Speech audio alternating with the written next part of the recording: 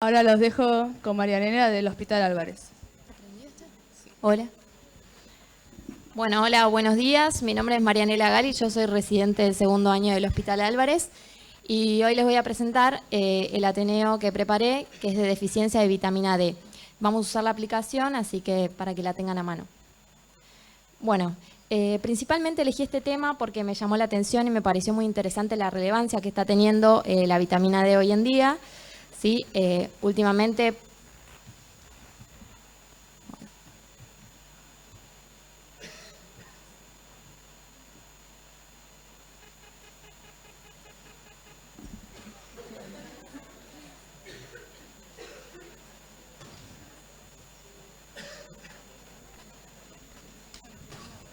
No, y el teclado tampoco.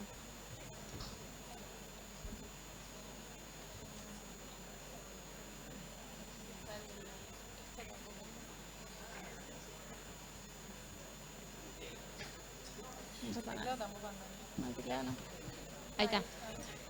Bueno, como les decía, la relevancia que está teniendo la vitamina D hoy en día, ¿sí? Últimamente podemos ver muchos artículos de revistas, difusión en medios masivos de comunicación sobre la importancia de vitamina D, ¿sí? Con todo esto también algunos de mejor fuente que otra, pero son artículos que quieren llegar a la población en general, ¿sí? A lo largo del Ateneo vamos a ir viendo cuál es la importancia. Bueno, a modo de introducción y un poco de historia, ¿sí? La vitamina D desde un principio fue considerada una sustancia importante para el metabolismo del calcio y la mineralización del hueso. ¿Sí? En 1920, con su descubrimiento, se la clasifica erróneamente como una vitamina tradicional. Una vitamina tradicional es aquella que es esencial para nuestro organismo y proviene solamente de los alimentos. Bueno, a lo largo de este periodo, después se descubre que se puede producir endógenamente a partir de la radiación de la luz solar y pronto después la caracterizan como causa del raquitismo, que es una enfermedad que se produce en los niños, que produce la deformación de huesos.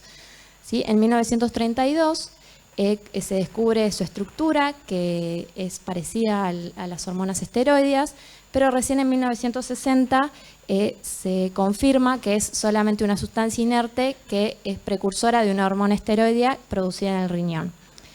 El metabolito activo, digamos, tiene que producirse en el riñón, va a ser la hormona y va a ser parte de un sistema endocrino, ¿sí? Recordemos que un sistema endocrino es un conjunto de señales que coordinan y controlan funciones de múltiples organismos y procesos, múltiples órganos y procesos del organismo. Perdón. Bueno, recién en 1965 arrancan las primeras demostraciones de sus efectos biológicos, clínicos y nutricionales, y aparece también lo que es la diferenciación de vitamina D2 y D3, que ahora lo vamos a ver. En 1969 se identifica el receptor llamado BDR, receptor de vitamina D, y recién en 1980 empiezan los avances sobre acciones rápidas y ubicación del receptor. Bueno, entonces, ¿cómo vamos a definir a la vitamina D? Dijimos que fue mal llamada vitamina, por lo tanto no la consideramos una vitamina, más allá de que su nombre ya quedó, pero tampoco es una hormona porque la sustancia que encontraron era solamente un precursor, ¿sí? Entonces la vamos a definir como una prohormona de tipo esteroide que se produce en la epidermis tras la exposición a la luz solar o se obtiene a través de la ingesta y que por sucesivos procesos de hidroxilación genera su metabolito activo, que va a ser la hormona, ¿sí? Bueno, como les hablé, se distinguieron en vitamina D2 y D3. La D3 va a ser llamada colecalciferol, que es la que se sintetiza en la piel a partir de su precursor 7-dehidrocolesterol por acción de los rayos ultravioleta tipo B, o también se puede absorber a nivel intestinal por la ingesta. Es la forma fisiológica de vitamina D en los seres humanos y constituye el 98% aproximadamente de la vitamina D total en nuestro organismo. Por otro lado, vamos a tener a la vitamina D2, que es el ergocalciferol, que es de origen vegetal, se absorbe a nivel intestinal por la ingesta únicamente. Se utiliza generalmente como suplemento vitamínico y se obtiene de algunos alimentos como huevos, lácteos, pescado y hongos. Acá podemos ver las estructuras de ambas son dos formas relacionadas, en realidad no son interconvertibles, es decir, la vitamina D2 no se transforma en D3 ni la D3 en D2, sino que son sustancias relacionadas, difieren en su composición en un carbono, que van a tener similares acciones biológicas con algunas diferencias por sus características estructurales, ¿no? Bueno, pasando un poco a lo que es el metabolismo, como ya dijimos, a partir de la dieta vamos a tener vitamina D2 o D3 cuando ingerimos alimentos, y además la D3 a partir de su precursor 7-dehidrocolesterol, por la acción de los rayos ultravioleta, que el 7-dehidrocolesterol se encuentra en la piel, por la acción de los rayos ultravioleta va a pasar a previtamina D3, ¿sí? Por una reacción térmica va a pasar a vitamina D. Lo interesante acá es destacar que por más que uno tenga una exposición prolongada al sol, si no vamos a llegar a tener niveles tóxicos de vitamina D porque se absorbe lo necesario y posteriormente, aunque sigan incidiendo los rayos del sol sobre la piel, estos convierten a la vitamina D excedente, digamos, en compuestos inactivos, ¿sí? Bueno, entonces vamos a tener la vitamina D, tanto proveniente de la dieta como de la piel, que esta va a ser llamada calciferol, ¿sí? Que cuando entra a circulación va a llegar al hígado y se va a encontrar con la enzima 25-hidroxilasa y va a pasar a 25-hidroxivitamina D. Este compuesto es el calcifediol o calcidiol, ¿sí? Y es importante saber que este paso metabólico no está regulado, es decir, todo lo que ingresa a circulación como vitamina D va a ser hidroxilada en posición 25. ¿Sí? Y por otro lado, vamos a necesitar para generar la hormona activa una segunda hidroxilación que se produce en el riñón por la enzima 1-alfa-hidroxilasa. ¿Sí? Vamos a producir la 1,25-dihidroxivitamina D, que va a ser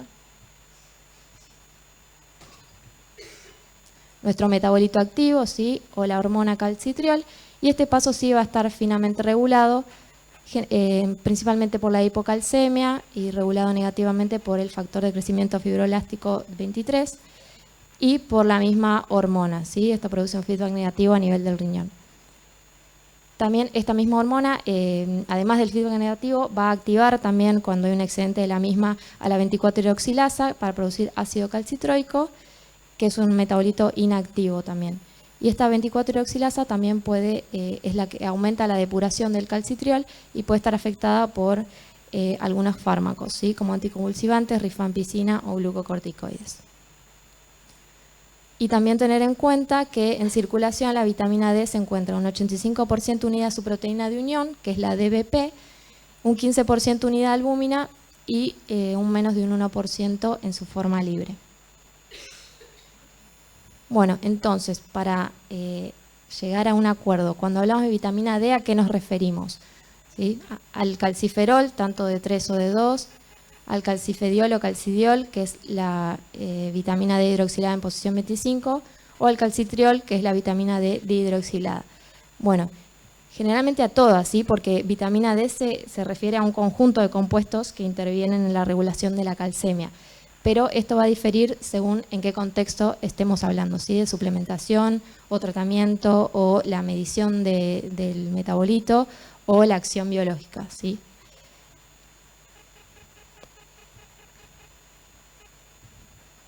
Bueno, para hablar un poco del receptor de vitamina D, pertenece a la familia de receptores esteroideos, ¿sí? Como saben, estos receptores generalmente tienen localización nuclear, intracelular, lo que va a hacer que se produzca cuando entra la hormona a la célula, se une al receptor y genera una heterodimerización con el receptor de ácido retinoico para modular la expresión génica. Esta respuesta se va a dar de minutos a horas a días. Después, posteriormente, se descubrió que había acciones más rápidas de la vitamina D, por lo tanto, se describió que había receptores de membrana también, que estos van a llevar a cuando se une la hormona al receptor, a la síntesis de segundos mensajeros, como el AMP cíclico, para activar la PKC y generar la apertura de los canales de calcio. ¿Sí? Esta respuesta lleva de segundos a minutos. Bueno, para hablar un poco de las acciones de la vitamina D, sí, como ya todos sabemos, el principal objetivo es mantener la concentración de calcio dentro de los niveles normales, ¿sí? Para eso va a actuar sobre estos órganos principales, que son la paratiroides, el intestino, el hueso y el riñón. Así, brevemente para cada uno, bueno, recordar un poco que cómo funciona la paratiroides, ¿sí? Frente a la hipocalcemia se libera PTH y esta, bueno, va a actuar por el hueso por su propia acción, y lo que hace es actuar sobre el riñón, además de generando reabsorción de calcio, estimulando la formación de vitamina D activa, sería de 1,25-hidroxivitamina D. Por lo tanto, esta producción de vitamina D activa también va a ser regulador de la hormona paratiroidea, ¿sí? Va a inhibir la síntesis de PTH y el crecimiento celular, va a regular su receptor en la paratiroides y además va a aumentar la transcripción del gen del sensor de calcio. Por otro lado, la vitamina D del intestino va a aumentar la absorción de calcio y fósforo entre un 22 a 25%, aumentando lo que sería el sistema calvindina-calmodulina, que es la forma en la que ingresa el calcio desde la luz intestinal. Por otro lado, en hueso vamos a tener dos acciones, ¿sí? Dos tipos de acciones. Por un lado, la acción rápida, que tiende a la resorción ósea para aumentar los niveles de calcio. Esta va a ser mediante una acción directa sobre los osteoblastos e indirecta sobre los osteoclastos, con aumento de la expresión del gen de Rank ligando. Y por otro lado, a largo plazo vamos a tener también que contribuye a lo que es la mineralización ósea, y ese es un efecto positivo. Y por otro lado, en el riñón vamos a tener que aumenta la reabsorción de calcio y fósforo en sinergia con la PTH, como habíamos dicho. También va a producir el feedback negativo sobre la 1-alfa-hidroxilasa, va a estimular a la 24-hidroxilasa para generar el metabolito inactivo y va a inhibir la síntesis de la renina. Bueno, en cuanto al laboratorio, que es lo que nos compete a nosotros, tanto en las tres etapas preanalítica, analítica, posanalítica, para ver un poco cada una.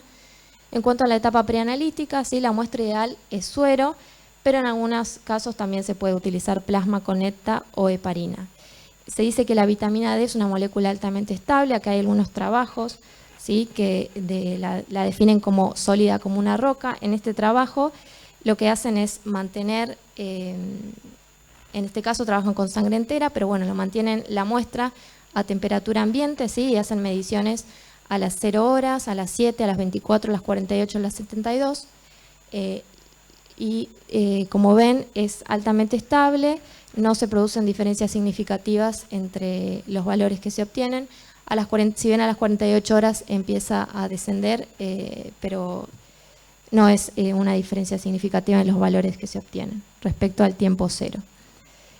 Otros autores también desarrollaron trabajos en los que hacen ciclos de congelamiento y descongelamiento de una misma muestra y los resultados no tienen diferencias significativas. Este es otro trabajo que hablan de la estabilidad preanalítica también, en el cual realizan un fraccionamiento de una muestra y se guardan las diferentes fracciones a diferente temperatura por diferente tiempo. Luego se mide, a tiempo cero la muestra basal, y después hay una muestra guardada en la heladera que se mide a las 24 horas, luego una muestra guardada a menos 20 grados centígrados, se descongela y se mide a los 2 meses, o sea, se descongela a los 2 meses y se mide, y una tercera muestra que se congela a menos 40 grados centígrados, se descongela a los 3 meses y se mide, y no encontraron tampoco diferencias significativas con el tiempo cero. Bueno, y ahora para usar un poquito la aplicación, que ya les di algunas pistas en cuanto a la parte analítica, ¿qué medimos para determinar el estado nutricional de vitamina D en el paciente? 25-hidroxivitamina D3, 1,25-hidroxivitamina D total, 25-hidroxivitamina D total o 25-hidroxivitamina D2.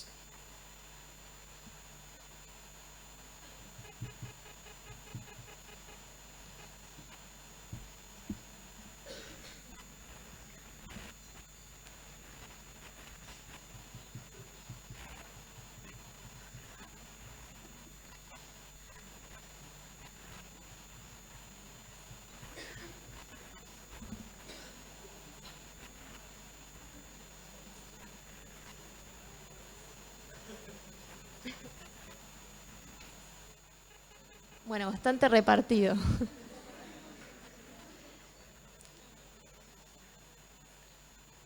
bastante repartido entre la opción 2 y la 3, que eran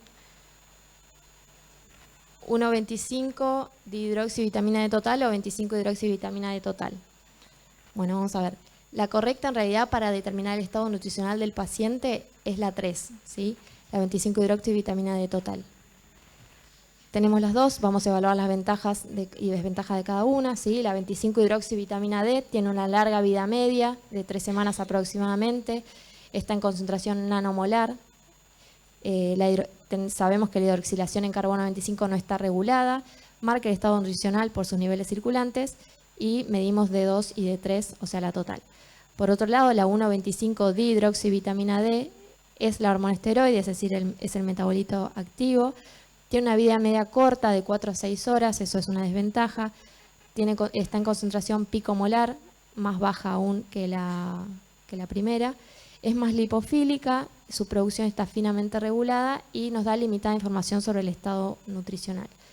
Ya dijimos que medimos la 25 hidroxivitamina D, aunque en algunos casos la 1,25 también se puede medir, no para el estado nutricional, pero en algunas ocasiones, como en una enfermedad renal crónica, que vamos a encontrar valores disminuidos de la hormona, porque es una de las primeras alteraciones que se presentan desde las fases iniciales de enfermedad renal crónica, o en casos como hiperparatiroidismo o linfomas o algunas neoplasias, va a estar aumentada por el aumento de PTH o PTH símil que liberan algunas neoplasias. Bueno, medimos entonces 25 hidroxivitamina D, aunque también vamos a tener que tener en cuenta algunas características, como que es una molécula hidrofóbica, tiene alta afinidad de unión por su proteína de unión, por lo tanto esto por ahí puede generar complicaciones a la hora de medirla y liberarla. Está en baja concentración, sí, nanomolar. Existen dos formas similares estructuralmente, la D2 y D3. Generalmente los métodos van a necesitar dos anticuerpos monoclonales diferentes. Y existen varias interferencias, pero bueno, la más importante a destacar es la 3-epihidroxivitamina D3, que es un epímero, es decir, un isómero con características quirales de la vitamina D3, que está presente frecuentemente más en los neonatos. Bueno, en cuanto para hablarles un poquito de nuestro laboratorio, nosotros usamos el método de liazón de diazorín. Consiste en un inmunoensayo quimioluminiscente de tipo sándwich no competitivo con partículas magnéticas. Este es el fundamento. Tenemos las micropartículas magnéticas, lo incubamos con la muestra y luego se incuba con el conjugado que está marcado y por acción de un activador va a producir la señal quimioluminiscente. ¿Sí?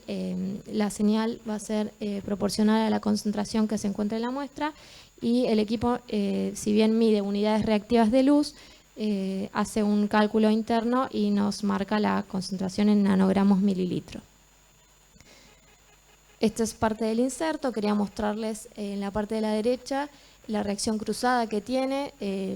Si bien, detecta al 100% lo que sería la 25 hidroxivitamina D, tanto D2 como D3, hay algunas pequeñas interferencias con los otros compuestos, ¿sí?, de vitamina D, los no hidroxilados o los dihidroxilados. Bueno, ahora quería comentarles que hay una gran problemática para la medición, ¿sí? No hay un método de referencia internacional, ¿sí? No hay nada consensuado, si bien se postula lo que es HPLC o LC masa-masa, pero no hay un consenso en que este sea el método de referencia.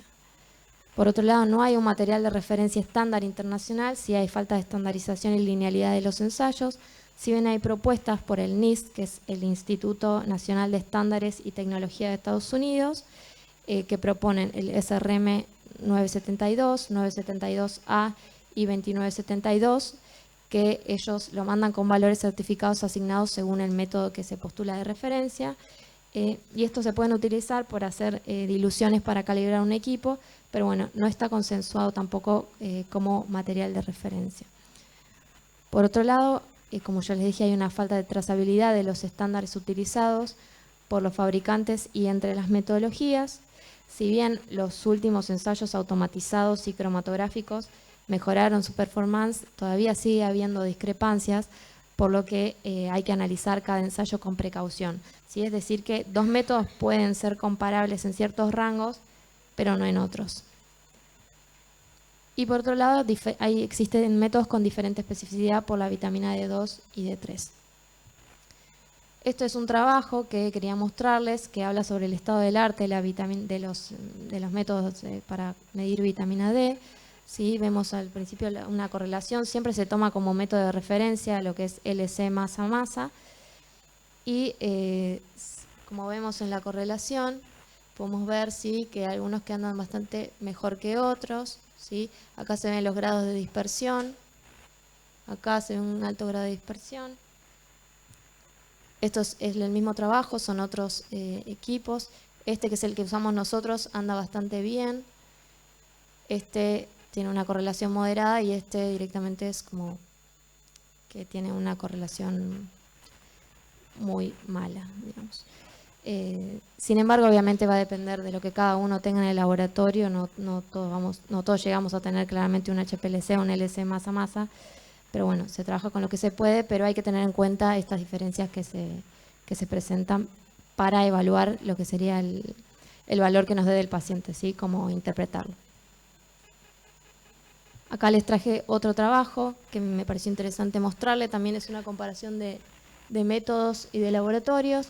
Tenemos el punto de corte, ¿sí?, que es el nivel de decisión clínica, y observamos que hay discrepancias en lo que sería alrededor del valor de corte. Por ejemplo, acá que tenemos un paciente con valores bajos, en todos los métodos nos da por abajo, acá en todos nos da por arriba, ¿sí? Pero en los que están ahí en los niveles de decisión médica, por ahí existen más discrepancias. Entonces eso también hay que tener en cuenta, porque según el método que usemos vamos a estadificar al paciente. Y este es un último trabajo que quería mostrarles, que es la reactividad cruzada que tienen. Estos son los dos metabolitos que nosotros queremos determinar, y tenemos las interferencias, ¿sí? Por ejemplo, nosotros antes usábamos el RIA de diazorín, que detectamos el 100% de vitamina D3, 100% de vitamina D2, pero también detectábamos el 100% de 24-25 dihidroxivitamina D. Entonces, esto también genera un problema, porque el valor que nosotros estamos obteniendo viene con esta interferencia incluida. Ahora usamos el liazón, que tiene menos interferencia. Este metabolito directamente no lo mide y tiene una pequeña interferencia de este metabolito. Pero bueno, podemos ver que hay algunos que también mide este metabolito, algunos que infraestiman o supraestiman algunos de los otros dos. Entonces hay que tener cuidado también con lo que uno trabaja para poder informar y ayudar al médico también. Bueno, y esto, para terminar hablando de la analítica, me pareció interesante mostrarles. A partir de toda esta problemática para la medición, se creó un control de calidad externo, ¿sí?, en el año 1989, llamado DECUAS, que es el control externo el esquema de control externo de calidad de vitamina D, que hasta el 2013 tenía 1.200 participantes de 54 países, o sea, una concurrencia importante. Y el objetivo de este programa es asegurar la fiabilidad analítica de los ensayos de 25-hidroxivitamina D y de 1,25-dihidroxivitamina D para aquellos laboratorios que la utilizan. Consiste en una distribución trimestral de 5 muestras de suero humano sin procesar y a temperatura ambiente, que se reparten en enero, abril, julio y octubre. Estos son sueros de donantes voluntarios, no adulterados y sin conservantes. Ellos determinan obviamente los valores de los metabolitos asignados por el procedimiento de medición de referencia del NIST, y además plantean un esquema separado para 1,25-dihidroxivitamina D para aquellos laboratorios que la emplean. Obviamente las muestras y los datos quedan archivados y a disposición de los participantes, y se evalúa el rendimiento analítico de las 4 primeras muestras. La quinta se deja para investigación. El informe se tiene que devolver 5 semanas aproximadamente de los resultados, y esto otorga certificado de competencia anual a los laboratorios que cumplen con con los objetivos de rendimiento y desempeño y está aceptado por el Colegio de Patólogos Americanos como esquema de prueba de aptitud para los ensayos de vitamina D. Y además, lo que tiene interesante también es que hay colegas que no tienen una participación plena, pero pueden comprar la muestra cuando deseen. Y contribuyó a mejorar la imprecisión, bajó del 32 al 16%. Bueno, en cuanto a la posanalítica, que en cómo se informan los resultados, no se informan valores o rango de referencia, lo que informamos son valores deseables, ¿sí? Y siempre valores de vitamina D total. Acá la Endocrine Society publicó en 2011 las guías de práctica clínica en cuanto a evaluación, tratamiento y prevención del déficit de vitamina D, y ellos establecieron, en base a ensayos que realizaron, establecieron las concentraciones de valor deseable o suficiencia mayor a 30 nanogramos mililitro, entre 20 y 30 como insuficiencia, menor a 20 deficiencia y menor a 10 sería una deficiencia severa. Estos valores los determinaron evaluando cuándo se produce, a qué concentración se produce la supresión de PTH, evaluando la tasa de fracturas, marcadores óseos y algunas acciones fuera del metabolismo fosfocálcico que vamos a ver posteriormente. Y mayor a 100 nanogramos mililitros encontraríamos un estado de intoxicación, si bien es muy difícil o rara vez se llega a estas concentraciones, pero bueno, también hay casos en los cuales se produce una hipercalcemia alrededor de 16 miligramos de decilitro o con una hiperfosfatemia de 5 a 6 miligramos de decilitro, lo que produciría una calcificación y lesión de órganos, principalmente riñón y los vasos sanguíneos. Por otro lado, si bien sabemos que, como les dije, la absorción de vitamina D depende de la exposición al sol, ¿sí? Todavía no hay un consenso o algo determinado en cuanto a la distinción de invierno-verano de los valores. Obviamente en verano vamos a encontrar valores más elevados, pero bueno, no hay nada consensuado y tampoco hay un consenso sobre cuándo se debe medir, si vamos a medir al paciente en verano o en invierno, ¿sí? Por otro lado, el Instituto de Medicina no está de acuerdo que el concepto de un nivel sérico de vitamina D de 30 sea más beneficioso para la salud que uno de 20. Ellos plantearon como nivel de suficiencia mayor a 20 nanogramos mililitro, basados en la supresión de PTH, digamos. Esto podemos ver que a partir de 20 ya se produce la supresión de PTH en cuanto a los valores de vitamina D y PTH.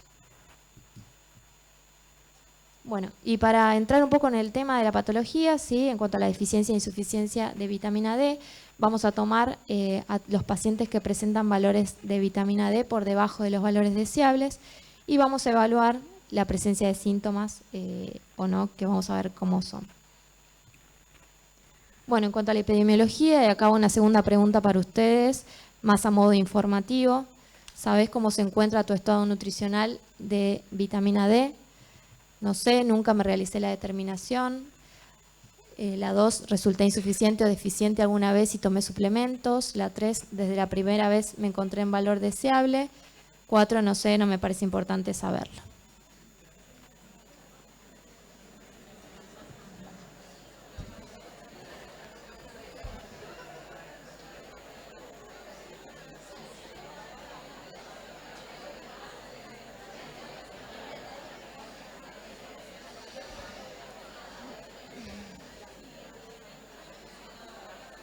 Bueno, la mayoría no sabe. Por lo menos nadie dijo que no le parece importante. Bueno, la mayoría no sabe y después estuvo repartido entre que fueron insuficientes, deficientes y tomaron suplementos o desde la primera vez se encontraron en valores deseables. Bueno, para hablar un poco del mundo, sí, vemos que hay una alta prevalencia de deficiencia de vitamina D en el mundo, ¿sí? La mayoría está por encima de 30%, salvo el sur de África, pero el resto ahí tenemos valores de hasta el 90% en el norte de Europa, en Medio Oriente o en Asia. ¿Sí? Nosotros no estamos tan bien tampoco, en América del Sur, más del 40%, cerca del 40%. Para hablar propiamente un poco de lo que es Argentina, ¿sí? Este es un compilado de trabajos que se hicieron tanto en el sur, centro y norte del país, con diferentes poblaciones, ¿sí? Puérperas y neonatos, ancianos, jóvenes, adultos ambulatorios, niños, ancianos institucionalizados. Acá podemos ver los N, si bien algunos son un poquito más altos, pero bueno, son poblaciones muy chiquitas. Pero bueno, podemos ver la prevalencia del déficit, ¿sí? En algunos, acá un 87%, acá no lo informan. También se midieron en algunos, depende de la estación del año. Pero bueno, viendo los valores de 25-hidroxivitamina D, vemos que son valores bastante bajos, ¿sí? Ninguno supera más o menos los 30, acá hay uno, pero después el resto estaríamos la mayoría en estado de insuficiencia, ¿sí? Este es otro compilado de trabajos, este es hecho en Buenos Aires, que también agarra lo mismo, diferentes poblaciones, la edad, los N también son bastante bajos, pero bueno, para darnos una idea también de los valores, que en verano son más altos, pero bueno, tampoco están muy bien. Bueno, para adentrarnos un poco de cuáles son las causas de carencia de vitamina D, ¿sí? Por un lado tenemos extrínsecas, las causas extrínsecas que van a ser una ingesta inadecuada, si bien por medio de los alimentos no se absorbe tanta vitamina D, pero bueno, puede contribuir. Una escasa exposición solar, como ya les dije, va a depender del grado de exposición. También va a depender, más allá de la exposición solar, la latitud a la que uno vive, así a latitudes más altas. Los rayos del sol no inciden de la misma manera, si son más débiles, por lo tanto se va a absorber menos vitamina D. La estación del año, obviamente. Por otro lado, el uso de cremas con filtro de radiaciones ultravioleta tipo B, ya un factor de protección mayor a 8, bloquea todo lo que es la síntesis de vitamina D en la piel. Esto también es algo controvertido por el tema del cuidado del sol y del cáncer de piel. Pero bueno, por otro lado, la hiperpigmentación de la piel, es decir, a medida que tenga más melanina, va a ser más difícil la absorción, ¿sí? Yo les mostraba que les mostraba que en el sur de África, si bien ellos tienen la piel más oscura, pero tienen menor déficit. Esto es porque la gente vive al sol, digamos. Y no es que al tener la piel oscura no va a producir vitamina D, sino que es un poco más difícil, pero al estar más expuesto también va a tener una mayor absorción. Y por otro lado, los hábitos de vestuario, algunas religiones o algunos países que la gente anda muy tapada, si no tiene exposición solar. Y por otro lado vamos a tener las causas intrínsecas, como la edad avanzada, que obviamente a la piel va envejeciendo y se produce una disminución de la síntesis cutánea, aquellas enfermedades de mala absorción, el incremento del catabolismo, ya dijimos por algunos fármacos como anticonvulsivantes, antirretrovirales, tuberculostáticos, también en casos de hiperparatiroidismo. En el caso de hepatopatías crónicas graves o insuficiencia renal crónica, por la disminución de las hidroxilaciones, ¿sí? Para convertir al metabolito activo. En síndrome nefrótico, por la pérdida de calciferol, ¿sí? Lo que tenga circulante se va a perder por orina en un síndrome nefrótico. Y por otro lado podemos tener anomalías del receptor de 1,25 de hidroxivitamina D. Bueno, para hablar un poco de las condiciones clínicas, la deficiencia nos va a provocar una mineralización defectuosa del hueso, ¿sí? Raquitismo, como les dije, es una enfermedad de deformación, consiste en la deformación de los huesos de los niños, ¿sí? A medida no tienen una buena mineralización, no tienen una buena base de calcio, lo que va a provocar que a medida que el niño va creciendo, ¿sí? El peso propio del organismo normal va a ir ejerciendo presión sobre las piernas y va a producir estas deformaciones, ¿sí? Al no tener unos huesos fuertes. La osteomalacia y osteoporosis, que es estas fotos de niños, ¿sí? Osteomalacia y osteoporosis, que es un mecanismo similar, pero se produce en el adulto, pero también puede llegar a producir algunas deformaciones, ¿sí? Por más que el adulto ya tiene sus huesos formados.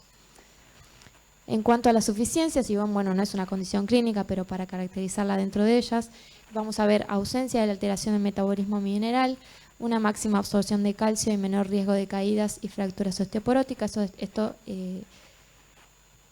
Esto lo vamos a ver en un individuo sano, ¿sí? Con huesos fuertes. Ahora, ¿qué pasa con la condición clínica del medio?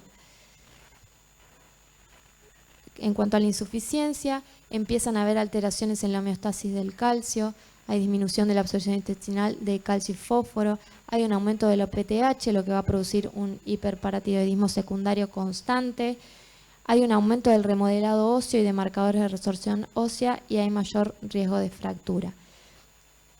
Esto nos lleva a una problemática, digamos, porque la mayoría de estos síntomas no los vemos reflejados en síntomas clínicos a corto plazo, ¿sí?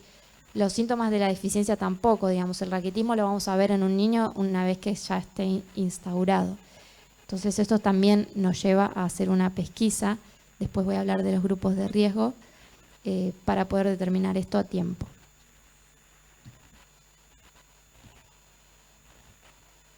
Bueno, entonces la pregunta es, ¿qué hacemos con el valor de vitamina D del paciente? Teniendo en cuenta las interferencias que encontramos, los valores intermedios, el error de metodología que existe, la falta de trazabilidad entre laboratorios, si el paciente tiene un valor por un laboratorio, un valor por otro laboratorio, y la estación del año. Entonces hay que ser muy cuidadosos, ¿sí?, en cuanto al valor que obtenemos del paciente, recordando que siempre lo que es obtenido por técnicas analíticas es solo una estimación, ¿sí?, más que nada por la incertidumbre de medida que tenemos. Las guías entonces para esto propusieron que todas las metodologías pueden ser adecuadas para la medición de vitamina D, siempre que uno apunte a valores más altos que los actuales del punto de corte. Bueno, en cuanto a tratamiento y seguimiento, así brevemente, para el tratamiento siempre vamos a necesitar dos fases, ¿sí? Una primera fase de corrección del déficit, en caso de que el paciente se encuentre en déficit, durante el cual vamos a tener dosis altas de vitamina D por un tiempo, ¿sí?, hasta que se logre llegar a valores deseables, y después vamos a tener una segunda fase que se llama fase de mantenimiento, en el cual el objetivo de las dosis empleadas va a ser mantener la vitamina D en rango deseable. ¿Sí? Ahora, en cuanto a qué se usa como tratamiento, bueno, tenemos dos tipos de suplementos. Por un lado tenemos la D3 o colicalciferol y por otro lado la D2 o ergocalciferol. En cuanto a la D3, es más efectiva, es más rápida y más potente, también es más costosa y tiene mayor afinidad por la DBP. Por otro lado, la D2 es menos efectiva, tiene menor vida media, tiene menor afinidad por DBP, por lo tanto se va a depurar más rápidamente y además es subestimada en varios ensayos. Como les dije, generalmente la D2 es la que se usa porque es la más barata, ¿sí? Pero bueno, en la fase de corrección por ahí se usa más D3, que es más efectiva, y después se mantiene con D2. Por otro lado, también tenemos, están disponibles análogos de vitamina D, como el calcifediol o calcitriol directamente. Después tenemos el alfa-calcidiol o doxercalciferol, que son vitamina D3 y D2 hidroxiladas en posición 1. Generalmente esto se da para los enfermos renales que no cuentan con la hidroxilación en 1. Y por otro lado, el paracalcitol y el 22-oxacalcitriol, que son metabolitos activos directamente. En cuanto al seguimiento, el primer control se recomienda hacerlo a los 6 meses por las dos fases de tratamiento y para evaluar ya el estado nutricional del paciente que mantenga esos valores. Lo óptimo también es hacerlo al año, pero bueno, como es una determinación muy cara, siempre a los 6 meses estaría bien hacerla, no antes, porque no tiene sentido, digamos. Bueno, y mostrarles, si bien hay varias controversias en cuanto a las acciones de ambas formas, ¿sí?, de 2 y de 3, este trabajo que les traigo muestra que no hay diferencias significativas entre ellas en cuanto a hacer dosis de mantenimiento, ¿sí? Toman valores a partir de 20, en los cuales el paciente ya no está en deficiencia, sino estaría en insuficiencia, y lo comparan con un placebo, ¿sí? Ven que no hay diferencias significativas entre darle D3 o D2 o D2 y D3. Pero bueno, hay varias controversias, hay otros autores que sí encontraron discrepancias o en cuanto a la efectividad de cada una. Bueno, esto así a modo rápido son recomendaciones de las guías en cuanto a tratamiento, ¿sí? Principalmente mostrarles que se debe terminar una concentración de vitamina D basal, ¿sí? Tomar como deficiencia menos de 20 nanogramos mililitros, y lo que sí recomiendan es no hacer un screening poblacional, ¿sí? Solo a individuos de riesgo. Después especifica las dosis recomendadas, ¿sí? Sí, lo más importante que quería recalcarles de esto es que en aquellos pacientes que son obesos, que están en terapia con anticonvulsivantes, corticoides, ketoconazol o antirretrovirales, la dosis debe ser de 2 a 3 veces la recomendada por un individuo sin estas patologías o estos tratamientos.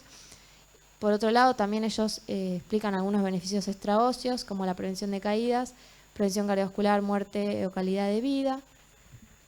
En este caso, aclaran que este es de otra guía, que consideran que los niveles óptimos deben estar entre 30 y 75 nanogramos mililitro y que claramente son patológicos los menores a 20, que cuando existe deficiencia de vitamina D son necesarias dosis más elevadas para conseguir los niveles óptimos. Esto es lo que les decía de la fase de corrección del déficit. Y siempre que se emplea un fármaco de acción antiosteoporótica se debe añadir suplementos de vitamina D. Bueno, retomando, como les hablaba al principio, de la masiva difusión de la importancia de la vitamina D, además de los artículos que les mostré, aparecen otros tipos de artículos que hablan sobre alguna relación de la vitamina D con otras enfermedades, más allá de lo que es el metabolismo fosfocálcico y su impacto en la salud. ¿Sí? Por ejemplo, esto ya se los había mostrado. Que habla de posible prevención de cáncer y enfermedades cardiovasculares. En cuanto al embarazo, en cuanto a personas con diabetes tipo 2, el daño cardiovascular. Y bueno, obviamente todo esto es lo que llega a la población, lo que intenta llegar a la población en general, y esta es la base científica, ¿sí? Vitamina D y el envejecimiento, por otro lado las acciones clásicas y pleiotrópicas, el envejecimiento cardiovascular, enfermedades autoinmunes y cáncer, el embarazo, la salud materno y fetal, relacionado también con enfermedades autoinmunes,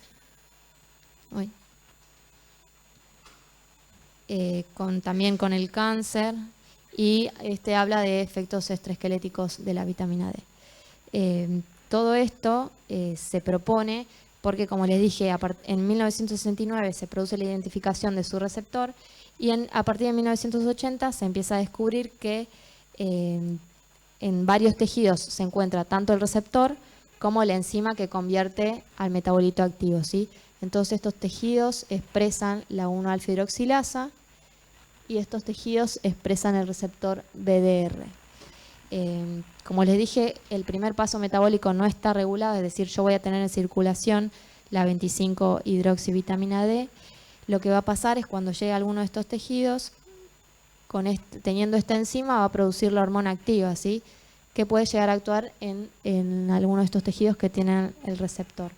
Y también estas acciones, que se definen acciones no clásicas de vitamina D, se postula que están más relacionadas, digamos, con acción autócrina y parácrina de la vitamina D sobre estos tejidos.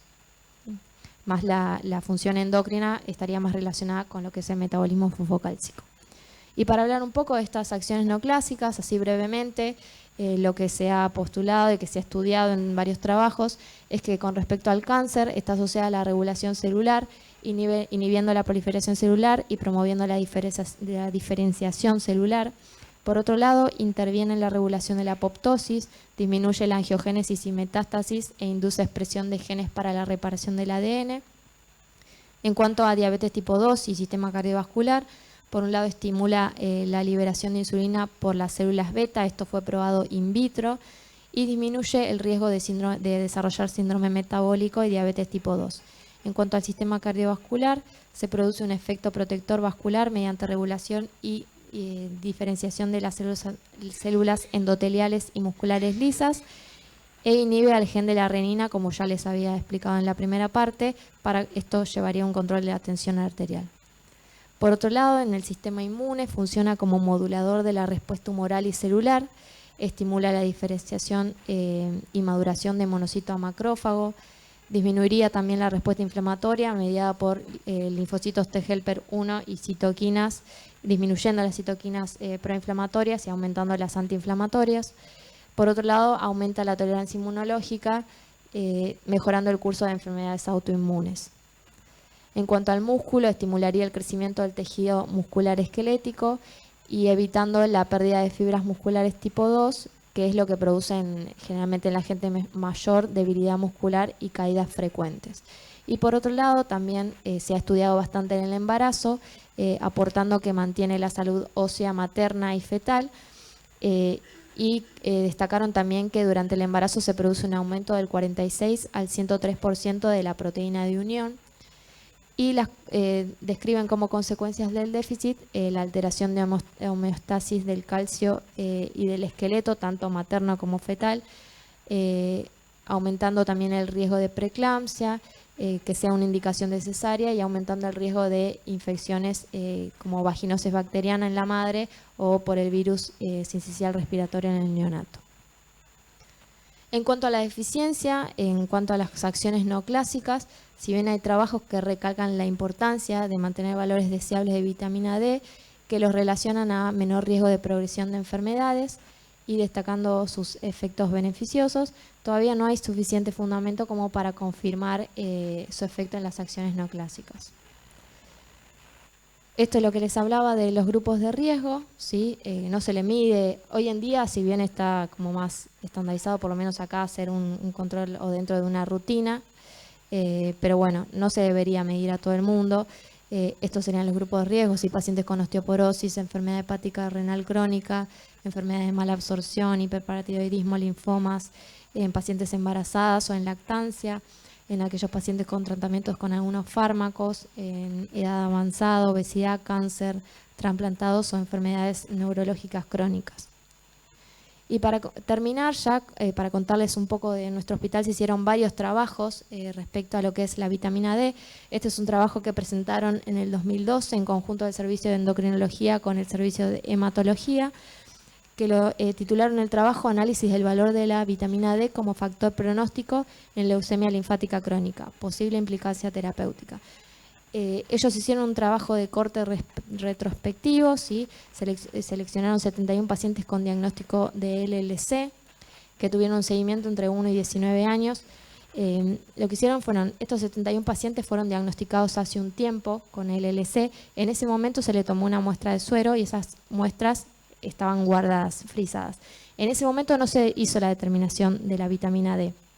Lo que se hizo fue ya en el 2012, teniendo un tiempo de evolución de la enfermedad de los pacientes, se les ocurrió descongelar esos sueros y medirles la vitamina D. Como yo les había contado, como es una molécula altamente estable, generalmente los valores obtenidos eran los valores de los pacientes en ese momento de diagnóstico.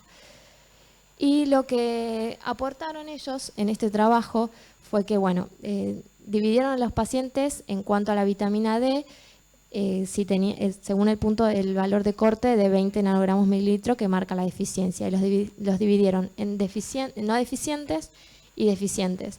Y acá podemos observar que los no deficientes, la mayoría, es decir, el 63%, se encontraban en un estadio de la LLC menor, digamos, ya tenía menor progresión la enfermedad. En cuanto a los deficientes, observaron lo inverso, ¿sí? Que la mayoría de los pacientes que tenían deficiencia de vitamina D se encontraban en los estadios más severos, ¿sí? Estadio B y C.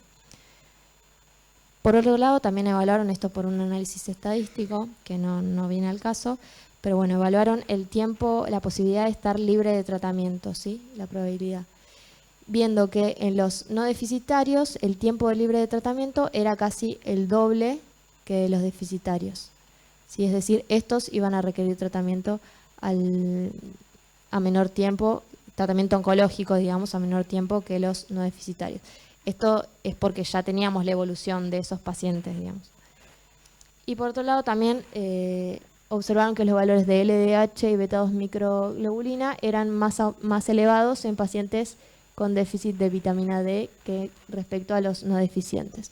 Como conclusiones de su trabajo, ellos presentaron que los pacientes con deficiencia de vitamina D revelaron un menor tiempo libre al tratamiento oncológico y mayor riesgo de requerir tratamiento, de aproximadamente 2,26 veces que los no deficitarios.